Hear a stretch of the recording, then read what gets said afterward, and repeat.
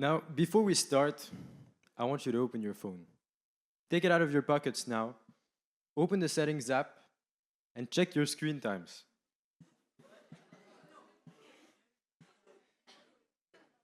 If it's above 5 hours, or you think it's above 5 hours, please raise your hand. Okay, that's almost everyone. But it's not surprising since recent studies show that us teenagers spend an average of 8 hours on screens every day. Now, we all know that's a lot, but we don't often realize how much time this actually represents. So to better illustrate this, here's a pie chart. On this chart, you can see how an average person might spend their 80-year lifetime. Sleep takes up 26 years of our lives. Work, studying, eating, and transport, all combined, take up a total of 22 years. And the rest, the purple part of the chart, is our free time. Just take a closer look and notice how much free time we have. And that's because we haven't added the screen time portion yet. On this new chart, you can see how our current generation is spending our times. Our free time just went from 30 years to just 6. That's 24 years we could have used to spend more time with our families, pursuing our passions, or working on what we want most. Just gone, without us noticing. And that's not surprising. We're simply addicted.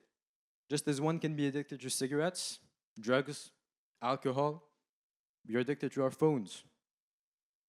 And the worst thing about this addiction is that it's completely normalized. It's normalized to the point where not spending that much time on your phone became weird. Now, the problem with social media isn't only how much time it takes away from us. It's that it changes the way we think. When we watch people every day, they have our age but live the life we want so much, we start to think that everything is supposed to come quickly. And that since we don't have it now, we're never going to have it. We're not capable of getting it. But sometimes after watching all of that content, we get motivated. Small outbursts of motivation and finally want to get to work. So what do? Look for shortcuts. Easy and ridiculously fast ways of achieving what we want. We watch videos on how to make 10K a month of purely passive income. Barely any work needed, of course. Or we watch a video on how to get our dream body in just 3 months. Very surprisingly, these never work. So what do next? Look for the next shortcut, convinced that we're on the path to everlasting success, while in reality we're just running like a hamster, running and running, but getting nowhere. And all this does is reinforce the belief that we're not capable of achieving anything. Now, for years, I was on that wheel. I was the man you see running up there. Until a couple of months ago. See, I was invited to participate at the Web Summit.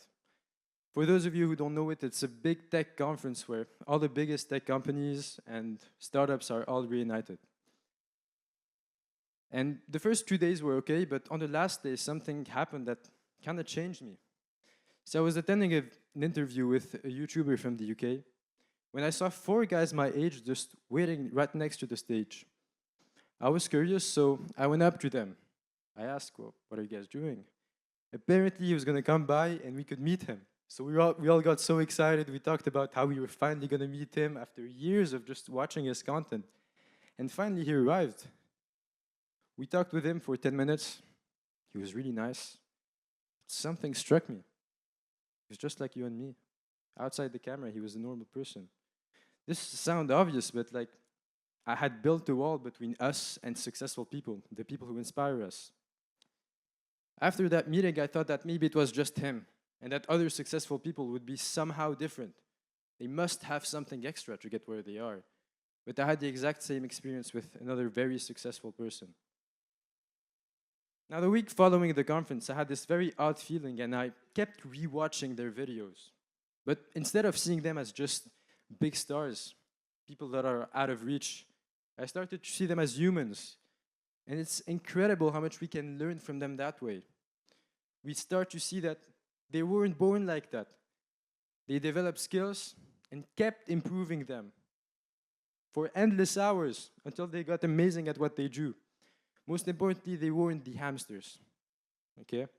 They didn't spend any time on that wheel, they didn't look for shortcuts. They didn't cut corners. They just focused on one thing and tried to master it. Now that we want to get off that wheel, we really don't like it. We don't want it. And we want to pursue something seriously. There's still something that may keep us from achieving that potential. It's the fear of failure. How many times have you had a brilliant idea or an amazing opportunity but turned it down because you were scared? Or maybe you wanted to try a new sport, learn an instrument but didn't because of that same fear. Now we've been wired to think that failure is something bad, something that should be avoided at all costs.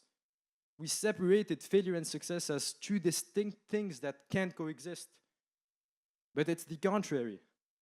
Success, we can't have success without failure. Failure is part of the process. It's impossible to achieve anything without encountering failure in the process. So I thought that failure was really bad until I watched Rocky. Okay, it was a couple of days ago. I watched the movie and I really liked it. And so I searched up the cast, and that's when I read about Sylvester Stallone's story. For years before becoming Rocky Balboa, he was just a broke actor living in New York. He slept in bus stations, but one day he watched a boxing match, one of Muhammad Ali's boxing match, and got inspiration to write a movie. So he wrote the script of Rocky and went knocking from offices to offices looking for someone to produce it. And finally, someone accepted. Now, in the case of Sylvester Stallone, failure was in the form of rejections. But it could be anything. It could be losing a match you've been training months for. Or it could be getting rejected from your dream university. At these moments, we can feel terribly discouraged because enduring failure isn't as easy as it sounds. But I have a tool for you that you can use whenever you feel down and feel that you're going to give up. And it's called the cookie jar. Now, to build your cookie jar, take a journal. Take a sheet of paper, take even your notes app, and write all the moments where you overcame something difficult. That could be teaching yourself something, going to the gym when you didn't feel like it, or it could be getting through a difficult chapter in your life. After writing that, add in those tasks that you failed, but tried again and ultimately succeeded. Your jar is now filled with memories of your past victories, so whenever you're struggling, just take a cookie and feel what it was like to overcome it. Now with this cookie jar in hand, there's just one thing left to do. And it's to stop waiting for the perfect moment and take action. It doesn't have to be perfect. It doesn't have to be huge. And it definitely doesn't have to impress anybody. It can be something very small. Something that by itself won't have a huge impact. But when you keep doing it consistently, for years on end, results will finally appear. Maybe they'll appear weeks, months, or even years. But they'll come, as long as we see life as a marathon, not a sprint.